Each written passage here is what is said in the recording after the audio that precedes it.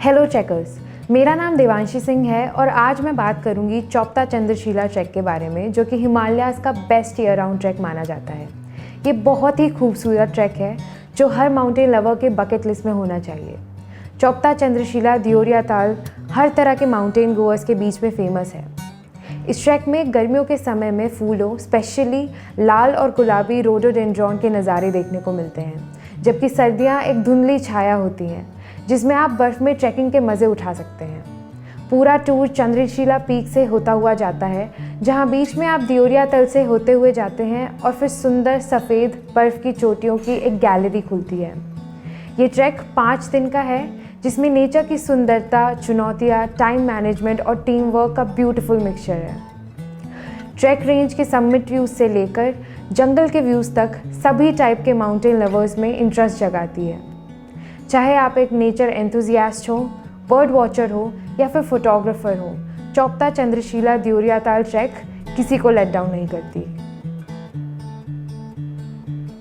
चोपता चंद्रशिला दियोरिया ताल उत्तराखंड स्टेट में मौजूद है।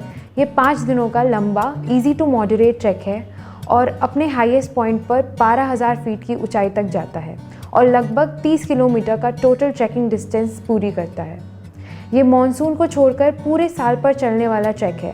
इस ट्रैक के सर्दियों के मौसम में एक अलग ही लैंडस्केप और व्यूज़ होते हैं। इस ट्रैक पर टेम्परेचर आमतौर पे दिन में 5 से 15 डिग्री सेल्सियस और रात को 0 से 5 डिग्री तक रहता है।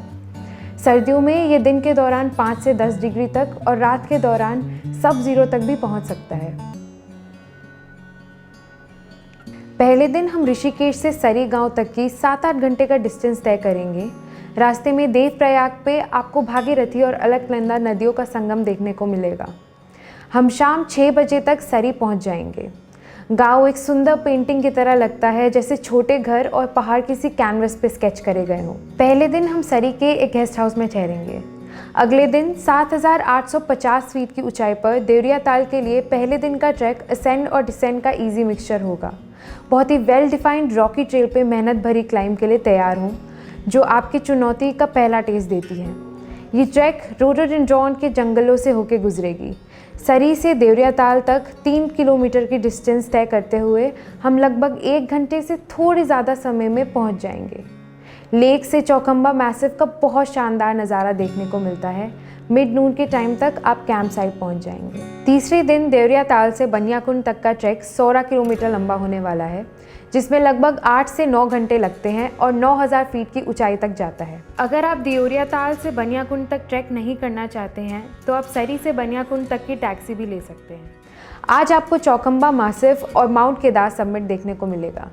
एक जंगल को पास करने के बाद हम रोहिणी बुग्याल और चोपता जाती हुई असेंडिंग पाथ पे ट्रैक करते हैं। जैसे जैसे आप आगे बढ़ते हैं, चंद्रशिला से आ रही एक छोटी स्ट्रीम आपको रास्ते में मिलती है।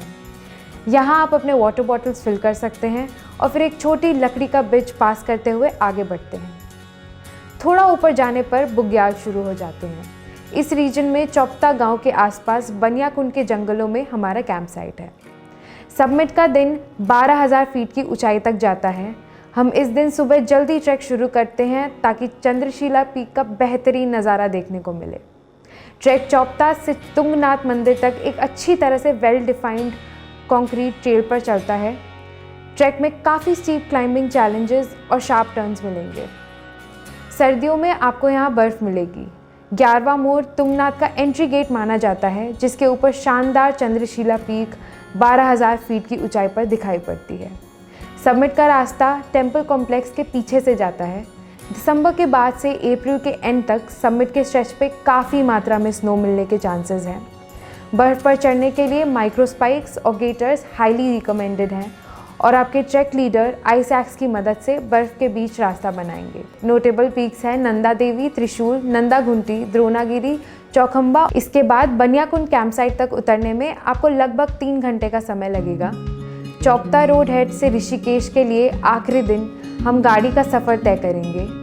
पहाड़ियों की सुंदर यादों से भरी इस 7 घंटे की जर्नी के बाद हम शाम को 6 बजे तक ऋषिकेश पहुंच जाएंगे। अब बात करते हैं कि ट्रैक की स्टार्टिंग पॉइंट्स तक कैसे पहुंचा जाए। ऋषिकेश मेन पिकअप पॉइंट है, जहां सभी को पहुंचना है, जो ट्रेनों और बसों दोनों से अच्छी तरह से जुड़ा हुआ है। आप जॉली ग्रांट देहरादून के लिए फ़्लाइट भी कर सकते हैं और वहाँ से ऋषिकेश तक एक टैक्सी भी ले सकते हैं, लेकिन उस केस में मेक श्योर कि आप एक दिन पहले पहुँच जाएं, क्योंकि हम हमेशा ऋषिकेश से सुबह जल्दी शुरू करते हैं। अगर आप खुद से पहुँचने का प्लान कर रहे हैं तो आप या तो गाड़ी चला सकते हैं या कैब ले सकते हैं। ये 200 किलोमीटर की टोटल जर्नी है और सरी तक पहुँचने में लगभग 7 घंटे लगते हैं। आप रुद्रप्रयाग या ऊखीमठ के लिए सुबह की बस या शेयर टैक्सी भी ले सकते हैं और वहाँ से सरी के लिए एक और जीप ढूंढ सकते हैं। जैसे कि कहा जाता है, देवरिया ताल को भीम ने बनाया था, जो पांडवों में सबसे शक्तिशाली माने जाते हैं, और युधिष्ठिर जो सबसे बुद्धिमान थे ने भीम को अपनी खुद की झील बनाने का सुझाव दिया था। देवरिया ताल को देवताओं का स्नान स्थल भी माना जाता है। कुछ हिस्टोरिकल हिंदू बुक्स में इसे इंद्र सरोवर भी मानते हैं। तुंगनाथ दुनिया के सबसे ऊंचे शिव मंदिरों में से एक है और पंच केदार मंदिरों में सबसे ज़्यादा ऊंचाई पर है। ऐसा कहा जाता है कि जब पांडवों को वाराणसी में शिवजी नहीं मिले थे तो वो गढ़वाल के पहाड़ों में उन्हें ढूंढने गए। भीम ने एक बैल को शिव के रूप में पहचाना, फिर शिव के रूप में बैल वहाँ से गायब हो गई और 4 अलग जगहों पे अलग हिस्सों के साथ रीअपियर हुई। हम्प केदारनाथ में, आर्म्स तुंगनाथ में, चेहरा रुद्रनाथ में, नाभि और स्टमक मध्य महेश्वर में और बाल दिखाई दिए कल्पेश्वर में। पांडवों ने 5 अलग अलग रूपों में इस अपीयरेंस से खुश होकर शिव जी की पूजा की और पूजा के लिए 5 जगहों पर मंदिरों को बनाया। इस प्रकार पांडव अपने पापों से मुक्त हो गए। तुंगनाथ के समिट चंद्रशिला का मीनिंग है चंद्रमा की चट्टान। 12,000 फीट की ऊंचाई पर ऐसा माना जाता है कि भगवान राम ने रावण को हराने के बाद इस जगह पर मेडिटेट किया था। ये भी माना जाता है कि चंद्रदेव ने अपनी तपस्या के दौरान यहाँ वक्त बिताया था। सरी से देवरिया ताल और चौपता से तुंगनाथ मंदिर तक का ट्रेल स्टोन पेव्ड है। सरी गांव और बनियाकुंड दोनों में मोबाइल नेटवर्क भी मिल जाता है। 16 किलोमीटर के ट्रैक के लिए फिजिकल फिटनेस और स्टैमिना होना चाहिए, क्योंकि देवरिया ताल से बनियाकुंड तक का दूसरा दिन थोड़ा चैलेंजिंग होता है। बारिश होने के टाइम में ट्रेल्स पर हर समय एक अच्छी रेन जैकेट या पोंचो रखना भी इम्पॉर्टेंट है। बढ़िया वाटरप्रूफ ट्रैकिंग शूज़ और सफिशिएंट सॉक्स लाना ना भूलें। अगर आप एक बिगनर हैं तो मैं इस ट्रैक के लिए फिजिकली प्रिपेयर करने के लिए आपको सजेशंस देना चाहूँगी। आपके लिए 40 मिनट में 5 किलोमीटर की दूरी पूरी करना पॉसिबल होना चाहिए। सीढ़ियाँ चढ़ना ओवरऑल फिटनेस और ट्रेल्स दोनों पर हेल्पफुल होता है। साथ ही एक्टिव लाइफस्टाइल होना एक बोनस है। मैं आपको ट्रैक पर निकलने से कम 1 महीने पहले फिजिकल प्रिपरेशन शुरू करने का सजेशन दूंगी। अगर आपको ये वीडियो गाइड अच्छा लगा तो प्लीज़ लाइक करें, शेयर करें और कमेंट करें।